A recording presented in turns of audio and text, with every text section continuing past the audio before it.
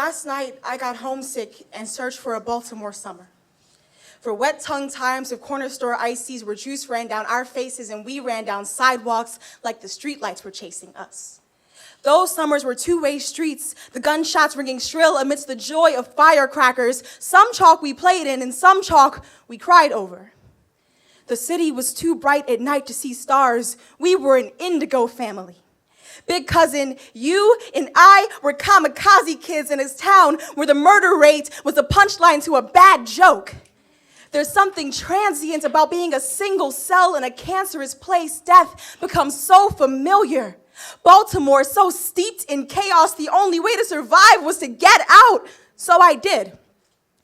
I left my family and everything I knew to save my own life. I left because I was the only one who could.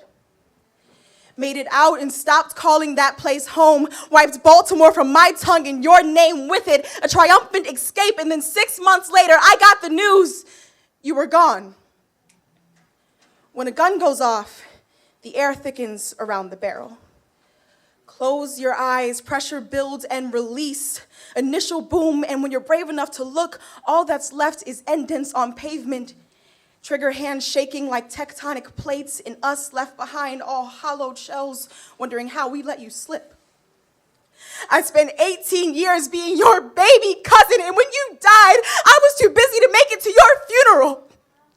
Last night, I got homesick and searched for a Baltimore summer, for some semblance of your name, for Marquis Jones, for 19-year-old killed, for 2011, for Cliffview Avenue. I searched for some news of your murder and found a list of names that weren't yours. Even then, I couldn't pick you out of a crowd. So if dead black boys are nothing more than pages and pages of search results, and if Fox says that dead black boys are nothing more than yellow lines on black tar, who am I to say that my cousin is anything more than these colors fading into backdrop? Stars bursting before they could become light, a brief disrupt in a broad skyline in a city that is so bright where we can't see stars anyway. I forgot how to speak to my family after I left. And every time I visit, I'm choked with regret.